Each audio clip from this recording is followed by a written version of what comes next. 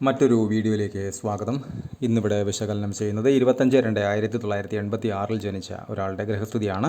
പൂരമാണ് നക്ഷത്രം. പൂരം 3-ാം പാദം. മിഥുന ലഗ്നം. ലഗ്നത്തിൽ ഗുളികൻ. 2 ശൂന്യം. 3-ൽ ചന്ദ്രൻ. 4 ശൂന്യം. 5-ൽ കേതു. 6-ൽ കുജൻ. ശനി. 7, 8 ഭാവങ്ങൾ ശൂന്യം. 9-ൽ സൂര്യൻ, ശുക്രൻ, വ്യാഴം. 10-ൽ ബുധൻ. 11-ൽ രാഹു. 12 ശൂന്യം. ഇതാണ് ഇദ്ദേഹത്തിൻ്റെ ഗ്രഹസ്ഥിതി. ഈ ഗ്രഹനില പരിശോധിക്കുന്ന സമയത്ത് വിവാഹ സംബന്ധമായിട്ടുള്ള കാര്യങ്ങളിൽ അത്യാവശ്യം നല്ല ബുദ്ധിമുട്ടുള്ള ഒരു ഗ്രഹനിലയാണിത്. എന്തുകൊണ്ടാണത്? പ്രധാനമായും ലഗ്നാധിപൻ ബുധൻ. ലഗ്നത്തിൽ ഗുളികൻ നിൽക്കുന്നു. ലഗ്നാധിപനായിട്ടുള്ള ഗ്രഹം ബുധൻ 10-ൽ നീചനായി നിൽക്കുന്നു. അവിടേക്ക് രാഹുവിൻ്റെ 12-ാമത്തെ ദൃഷ്ടിയുമുണ്ട്. പൊതുവെ ലഗ്നത്തിൽ ഗുളികൻ നിൽക്കുന്നത് തന്നെ എന്തെങ്കിലുമൊക്കെ രീതിയിലുള്ള നെഗറ്റീവായിട്ടുള്ള അനുഭവങ്ങൾ ജീവിതത്തിൽ വരുത്താം എന്നതിൻ്റെ ഒരു സൂചന തന്നെയാണ്. പ്രധാനമായും എന്തെങ്കിലുമൊക്കെ ഒബ്സ്റ്റക്കിൾസ്, തടസ്സങ്ങൾ, നമ്മൾ ഏറെ പ്രതീക്ഷയോടെ ശുഭമായി ചിന്തിച്ച് ഒരു നല്ല കാര്യത്തിന് വേണ്ടി അതിനുവേണ്ടുന്ന പ്രവർത്തനങ്ങളെല്ലാം നടത്തി ഇറങ്ങുന്ന സമയത്ത് തുടക്കത്തിൽ തന്നെ എന്തെങ്കിലും കല്ലുകടികൾ, അതല്ല എങ്കിൽ അതിന് നമ്മൾ ചിന്തിച്ചുറപ്പിച്ചതിന് നേരെ വിപരീതമായി എന്തെങ്കിലുമൊക്കെ നെഗറ്റീവായിട്ടുള്ള സാഹചര്യങ്ങളിലൂടെ കടന്നു പോകേണ്ടതായിട്ടുള്ള അവസ്ഥ. ലഗ്നത്തിലെ ഗുളികനെ ശ്രദ്ധിക്കുക തന്നെ വേണം. അതിന് പരിഹാരം നിർബന്ധമായും ചെയ്യുക തന്നെ വേണം. അതേപോലെ ബുധൻ ലഗ്നാധിപൻ നീചനായി നിൽക്കുന്നു രാഹുവിൻ്റെ ദൃഷ്ടിയിൽ. ലഗ്നാധിപൻ തന്നെ നീചനായി 10-ൽ നിന്ന് കഴിഞ്ഞാൽ അത്തരക്കാർക്ക് ഉയർച്ച എന്ന് പറയുന്ന ഒരു പ്രക്രിയ ഒരല്പം വൈകി, ഡിലേ സംഭവിച്ച ശേഷം, ലാഗുകൾ എന്ന് വെച്ചാൽ പ്രധാനമായും വൈകുക, ഉദ്ദേശിക്കുന്ന സമയത്തിനപ്പുറം കടന്ന് പല കാര്യങ്ങളും ഉദ്ദേശിച്ച കാര്യങ്ങൾ നടക്കുക, അല്ലെങ്കിൽ നടത്തേണ്ടി വരുന്ന സാഹചര്യങ്ങൾ ഉണ്ടാവുക. ഇതെല്ലാം ഇതിൻ്റെ ഫലങ്ങൾ തന്നെയാണ്. അതുപോലെ തന്നെയാണ് ലഗ്നാധിപനിലേക്ക് 11-ൽ രാഹു. 11-ലെ രാഹു പൊതുവെ വളരെ നല്ലതാണ് ഒരുപാട് പേർക്ക്. പക്ഷേ രാഹുവിടെ ലഗ്നാധിപനെ ആക്രമിക്കും. നീചനായിട്ടുള്ള ബുധനെ ശക്തമായി തന്നെ ആക്രമിക്കും. രാഹുവിൻ്റെ ദൃഷ്ടികൾ വളരെ ശ്രദ്ധിക്കേണ്ടത് തന്നെയാണ്.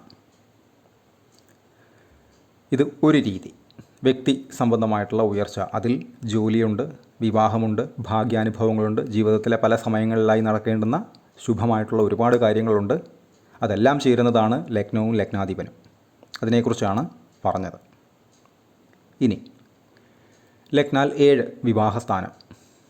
ഈ വ്യക്തി ഇവിടെ വിവാഹം ഇതുവരെ നടന്നിട്ടില്ല. 7-ാം ഭാവാധിപനായിട്ടുള്ള ഗ്രഹം വ്യാഴം ശനിയുടെ ക്ഷേത്രത്തിൽ ശുക്രനോടൊത്ത് സൂര്യനോടൊത്ത് നിൽക്കുന്നു. 7-ാം ഭാവാധിപനായിട്ടുള്ള ഗ്രഹം വ്യാഴമായിട്ട് വരികയും അതിന് ശനി ബന്ധം ഏതെങ്കിലും രീതിയിൽ വരികയും ചെയ്തു കഴിഞ്ഞാൽ അത്തരക്കാർക്ക് പൊതുവെ വിവാഹം വൈകി നടക്കുന്ന ഒരു പ്രക്രിയ നിരവധി കണ്ടുവരുന്നുണ്ട്. വിവാഹ സംബന്ധമായിട്ടുള്ള കാര്യങ്ങളിൽ വ്യാഴം ശനി കോമ്പിനേഷൻ ഒട്ടും നല്ലതല്ല എന്ന് പറയേണ്ടതായിട്ട് വരും. ഇവിടെ വ്യാഴം നിൽക്കുന്നത് വിവാഹ കാരക ഗ്രഹമായിട്ടുള്ള ശുക്രനോടൊത്താണ്. അവിടെ ശുക്രൻ്റെ ശത്രുവായിട്ടുള്ള സൂര്യനുമുണ്ട്. നിൽക്കുന്നത് കുംഭത്തിൽ ശനിയുടെ ക്ഷേത്രത്തിലാണ്. സൂര്യൻ അവിടെ ശത്രുസ്ഥാനമാണ്. അപ്പോൾ ഇത്തരക്കാർക്ക് പൊതുവെ വിവാഹ സംബന്ധമായിട്ടുള്ള ബുദ്ധിമുട്ടുകൾ, ഈ വിവാഹം ഇപ്പോൾ നടന്നിട്ടില്ല എന്ന് പറഞ്ഞു, നേരത്തെ നടന്നിരുന്നുവെങ്കിൽ ഏതെങ്കിലും രീതിയിൽ തക്കതായിട്ടുള്ള ബുദ്ധിമുട്ടുകൾ ഉണ്ടാകുന്നതിനോ വിവാഹബന്ധം വേർപിരിയുന്നതിന് വരെ ഏതെങ്കിലുമൊക്കെ രീതിയിൽ വഴിയൊരുങ്ങുന്നതിനോ ഉള്ള സാഹചര്യങ്ങൾ വളരെ ശക്തമായിട്ട് തന്നെ ഉണ്ടാകും. 7-ാം ഭാവാധിപൻ വിവാഹ കാരകഗ്രഹമായ ശുക്രനോടൊത്ത് സൂര്യനോടൊത്ത് ശനിയുടെ ക്ഷേത്രത്തിൽ കുംഭത്തിൽ നിൽക്കുന്നു. അവിടേക്ക് 6-ൽ വർഗോത്തമം ചെയ്ത് നിൽക്കുന്ന ശനി, ഒപ്പം നിൽക്കുന്ന ഗ്രഹം കുജൻ. കുജൻ്റെ 4-ാമത്തെ ദൃഷ്ടിയും കുംഭത്തിലേക്കുണ്ട്. അപ്പോൾ കുജൻ ശനി കുജ മന്ദയോഗമാണിത്. അപ്പോൾ കുജൻ നടത്തുന്ന ദൃഷ്ടിയിൽ ശനിയുടെ പവറും ഉൾപ്പെടും. അതും വിവാഹം വൈകുന്നതിന് ഒരു കാരണം തന്നെയാണ്. വിവാഹം നടത്തുന്നത് വളരെ ശ്രദ്ധിച്ചും വേണം. വിവാഹ രീതിക്ക് എന്തെങ്കിലും പ്രത്യേകതകളും ഉണ്ടാകാം. സൂര്യൻ ശനി ബന്ധം അവിടെ ഇൻഡയറക്റ്റായിട്ട് വന്നിട്ടുണ്ട്. സൂര്യൻ ശത്രുവായ ശനിയുടെ ക്ഷേത്രത്തിൽ നിൽക്കുന്നു. അവിടേക്ക് ശനിയോടൊത്ത് നിൽക്കുന്ന കുജൻ്റെ 4-ാം ദൃഷ്ടിയും വരുന്നു. ഇൻഡയറക്റ്റായിട്ട്, ഡയറക്റ്റായിട്ടല്ല, ശനി നേരിട്ടല്ല ദൃഷ്ടി ചെയ്യുന്നത്. ഒരുമിച്ച് നിൽക്കുന്ന ശനിയോടൊത്ത് നിൽക്കുന്ന കുജൻ തൻ്റെ 4-ാം ദൃഷ്ടി 7-ാം ഭാവാധിപൻ നിൽക്കുന്നിടത്തേക്ക് നടത്തുന്നു. അവിടെ ശനിയുടെ പ്രധാന ശത്രുവായിട്ടുള്ള സൂര്യൻ നിൽക്കുന്നു. പ്രധാനമായും ഈ ശുക്രൻ എന്ന് പറയുന്ന വിവാഹകാരക ഗ്രഹം സൂര്യനോടൊത്ത് ഒക്കെ നിന്ന് കഴിഞ്ഞാൽ, ഏതെങ്കിലുമൊക്കെ രീതിയിൽ ശനിയുടെ ബന്ധം വന്നു കഴിഞ്ഞാൽ അത്തരക്കാർക്ക് പൊതുവെ വിവാഹം വൈകുന്ന ഒരു രീതി പൊതുവേ കണ്ടുവരുന്നുണ്ട്. അപ്പോൾ ഇവിടെ 7-ാം ഭാവാധിപൻ തന്നെ ശനിയുടെ ക്ഷേത്രത്തിൽ നിൽക്കുകയാണ്. അവിടേക്ക് ഇൻഡയറക്റ്റായിട്ട് ശനിയുടെ ബന്ധവും വരികയാണ്. അവിടെ തന്നെയാണ് കാരക ഗ്രഹമായിട്ടുള്ള ശുക്രൻ നിൽക്കുന്നത്. അപ്പോൾ വിവാഹം ഏത് രീതിയിലും വൈകുക എന്ന് പറയുന്ന ഒരു പ്രക്രിയ വളരെ ശ്രദ്ധിക്കേണ്ടത് തന്നെയാണ്. അതുപോലെ തന്നെയാണ് ലഗ്നാൽ 6-ൽ നിൽക്കുന്ന കുജൻ ശനി. രോഗസ്ഥാനം, ശത്രുസ്ഥാനമാണ് 6.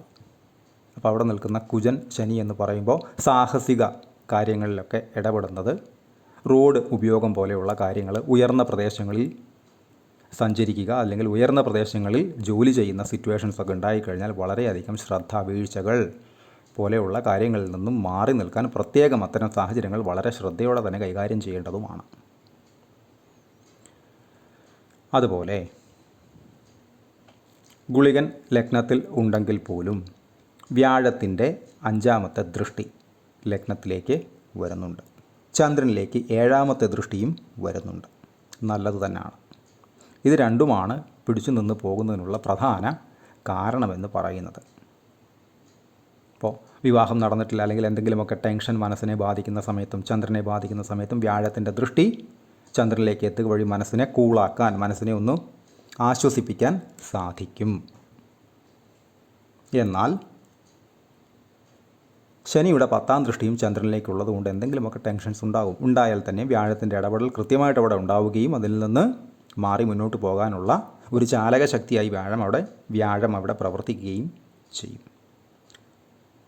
കൃത്യമായിട്ടും നേരത്തെ കൂട്ടി തന്നെയൊക്കെ വിവാഹ സംബന്ധമായിട്ടുള്ള കാര്യങ്ങളിൽ പരിഹാരമൊക്കെ ചെയ്തു പോയിരുന്നെങ്കിൽ ഒരല്പം വൈകിയാണെങ്കിൽ പോലും വിവാഹം ഇത്തരക്കാർക്ക് ധാരാളമായി നടന്നു വരുന്നുണ്ട്.